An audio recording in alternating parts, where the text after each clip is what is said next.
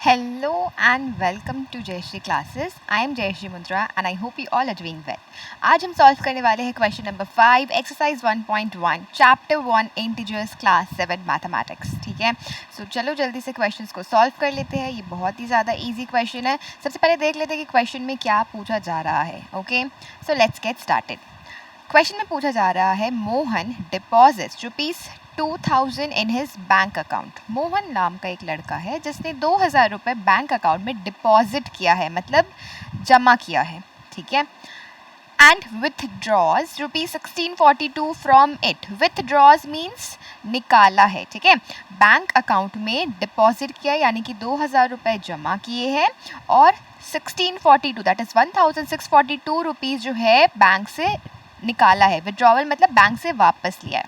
ठीक है, the next day suppose आज 2000 रुपये मोहन ने बैंक में जाके डिपॉजिट किया है, बैंक को दिया है. कल जा कर के उसी 2000 में से 1642 जो है वो वापस उसने बैंक से वापस ले लिया. ठीक है, अब if withdrawal of amount from the account is represented by a negative integer. अब यहाँ पर बोला है कि withdrawal amount जो है मतलब जो अमाउंट बैंक से ले रहा है मोहन, अगर हम उसे नेगेटिव इंटीजर से डिनोट करें, negative means negative integer minus के साथ जो नंबर लिखा है, अगर वैसे डिनोट करें, then how will you represent the amount deposited. अगर जो अमाउंट मोहन बैंक से ले रहा है वो नेगेटिव इंटीजर्स से डिनोट करते हैं, तो जो अमाउंट डिपॉजिट कर रहा है बैंक में उसे हम कैसे डिनोट करेंगे? उसे हम डिनोट करेंगे पॉजिटिव इंटीजर से. Right, it's simple. जैसे कि हमने लास्ट क्वेश्चन में सॉल्व किया था, जो सी लेवल के ऊपर जो था एरोप्लेन, उस नंबर को हम पॉजिटिव नंबर्स के साथ डिनोट कर रहे थे. राइट, सी लेवल जो है उसे हमने 0 माना था and below the sea level जो था सबमरीन था उसे हम नेगेटिव नंबर्स के साथ डिनोट कर रहे थे. Same concept is over here. अगर विड्रॉवल मनी जो है, क्वेश्चन में कह दिया है कि विड्रॉवल मनी जो है वो नेगेटिव इंटीजर यूज़ करके डिनोट करना है. So then the amount deposited will be represented as positive integer. So the amount deposited would be ₹2000. Okay, positive integer है सो आप प्लस लिखो या फिर नहीं लिखो, बात एक ही है. Right, now amount. Okay, so ये तो क्वेश्चन का फर्स्ट पार्ट सॉल्व हुआ. Then how will you represent the amount deposited by using positive integer. Find the balance in Mohan's account after the withdrawal. अब उसके पास 2000 रुपीज़ जो थे उसने बैंक में जाकर के दे दिया और बैंक से नेक्स्ट डे उसने 1642 रुपीज़ जो है वो निकाला है.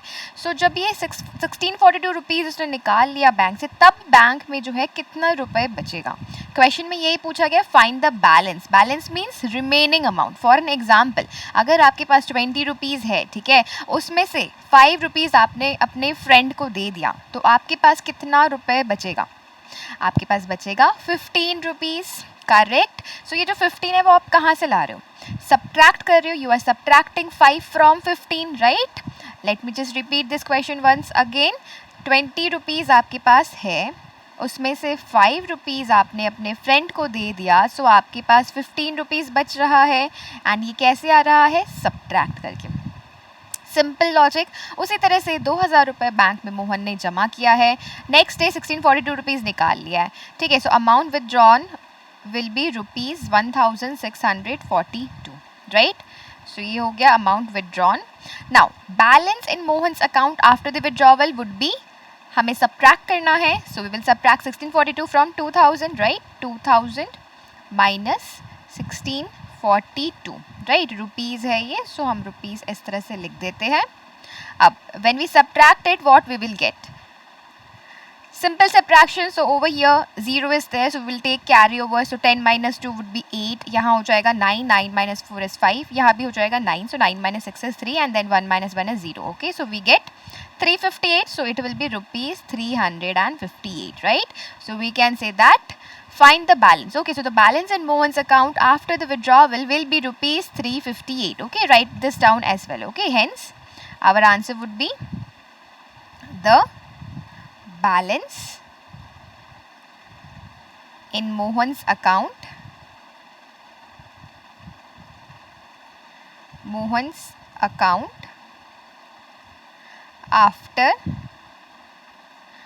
the withdrawal. इस तरीके के क्वेश्चन में ना स्टेटमेंट्स बहुत ज़रूरी है, आंसर भी आप स्टेटमेंट वाइज लिखना, ठीक है. So the balance in Mohan's account after the withdrawal is ₹358. Okay, so this is the final answer. This was super duper easy question. I am very sure in the next class we'll be solving another question. Till then, take care, keep learning, and thank you so much for joining.